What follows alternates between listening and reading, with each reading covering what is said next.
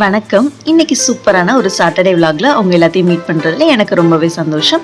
சாட்டர்டேனாலே எப்பயுமே ஃபிஷ் தான் வாங்குவோம் அப்படிங்கிறத நிறைய விலாக்ல சொல்லியிருக்கேன். ஆனால் ஒரு 2 மந்த்தாவே நாங்கள் ஃபிஷ் வாங்கவே இல்லை. ஓகே, இன்னைக்கு ஃபிஷ் வாங்கிடலாம் அப்படின்னு சொல்லிட்டு மார்னிங் பிரேக்ஃபாஸ்ட்டை கடற்கடன் கம்ப்ளீட் பண்ணியாச்சு. ஃபிஷ்ஷுக்குனே ஒரு வாட்ஸ்அப் குரூப் இருக்குது. சரி, இதில் ஃபிஷ் வந்ததும் அப்டேட் பண்ணுவாங்க. சரின்னு ஃபிஷ் வந்ததும் நான் போய் ஃபிஷ் ஷாப்பில் போய் ஃபிஷ் வாங்கிட்டோம். சாட்டர்டே மட்டும்தாங்க ஃபிஷ் வரும். அன்றைக்கே வந்து ஒரு ஆஃப்டர்நூனுக்குள்ளே எல்லா ஃபிஷ்ஷுமே வந்து அங்கே சேல் ஆயிரும். ஸோ மார்னிங்கே போய் ஃபிஷ் வாங்கினா தான் வாங்க முடியும் அப்படிங்கிறனால போயாச்சு. தென் வந்து வர வழியில் கொஞ்சம் நொங்கு வாங்கிட்டு வந்தாச்சு. தென் வீட்டுக்கு வந்ததும் ஃப்ரைக்கு தனியாக குழம்புக்கு தனியாக பிரித்து எடுத்தாச்சு. இன்றைக்கி வந்து நான் என்ன மீன் வாங்கினேன் அப்படின்னா சங்கராவும் கிழங்கானும் தாங்க. சங்கரா அப்படிங்கிறதுல வந்து பார்த்திங்க அப்படின்னா வழக்கமாகவே அந்த மீனில் ஒரு டேஸ்ட் இருக்கும். அதாவது ஒவ்வொரு ஃபிஷ்ஷுக்குனே ஒரு தனி ஃப்ளேவர் ஆஃப் டேஸ்ட் இருக்கும்.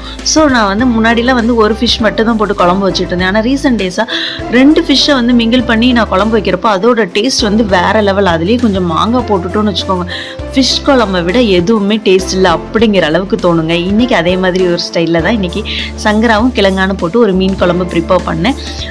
கடாய் சூடானதும் வழக்கமாக மண் பாத்திரத்தில் வந்து லேசாக பழைய எண்ணெய் ரீட்டைன் ஆகாதனால டிஷ்யூ வச்சு தொடச்சிட்டு வெங்காயம் பொன்னிறமாகிற வரைய வதக்கிக்கணும். தென் தக்காளி சேர்த்துக்கணும்.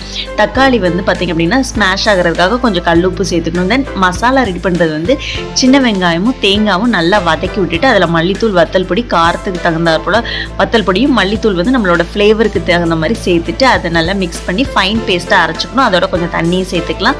அதை நம்ம சேர்த்துட்டு புளி தண்ணி, நம்ம ஒரு லெமன் சைஸ் புளியை வந்து நல்லா தண்ணியில் கரைச்சி அந்த புளி தண்ணியை வந்து சேர்த்துக்கணும். தென் இது எல்லாத்தையும் நல்லா மிக்ஸ் பண்ணிவிட்டு காரம், உப்பு, புளிப்பு இது 3 கரெக்டாக இருக்காங்கிறத செக் பண்ணிவிட்டு ஒரு 3 மினிட்ஸ் ஹை ஃப்ளேமில் நல்லா பச்சை வாசனை போகிற அளவுக்கு மசாலா வந்து கொதிக்க விட்டுட்டு தென் வந்து நம்ம மீன், பச்சை மிளகாய் காரத்துக்கு தகுந்தது போல் மாங்காய் இது 3 ஒன்று போல் சேர்த்துடலாம். ஏன்னா மாங்காவும் மீனும் குக் ஆகிறதுக்கு ஒரே டைம் தான் ஆகுங்கிறதுனால இதை சேர்த்து நம்ம ஒரு 5 மினிட்ஸ் சிம்லே வச்சுருந்தோம் அப்படின்னா சூப்பரான மீன் குழம்பு ரெடி ஆயிரும்.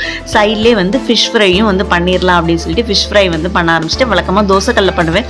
இன்றைக்கி பீஸ் வந்து கொஞ்சம் பெருசாக இருந்ததுனால சரி நம்ம ஆயிலில் டீப் ஃப்ரை பண்ணிடலாம் அப்படின்னு சொல்லிட்டு ஆயிலில் டீப் ஃப்ரை பண்ணியாச்சு. ஃபிஷ்ஷுமே வந்து பார்த்திங்க அப்படின்னா ஃப்ரைக்கு வந்து கிழங்கான் ஃபிஷ் வந்து ரொம்பவே நல்லாயிருக்கும். நீங்கள் வாங்கினீங்கன்னா டைம் ட்ரை பண்ணி பாருங்கள். ஃபைனலாக ஃபிஷ் குழம்பு ரெடி ஆயிடுச்சு. தேங்க்யூ. உங்களுக்கு இந்த பதிவு பிடிச்சதுன்னா மறக்காமல் நம்ம சேனலை லைக் பண்ணுங்கள், கமெண்ட் பண்ணுங்கள், கூடவே சப்ஸ்கிரைப் பண்ணுங்கள், உங்கள் ஃப்ரெண்ட்ஸ்க்கும் ஷேர் பண்ணுங்கள். தேங்க்யூ.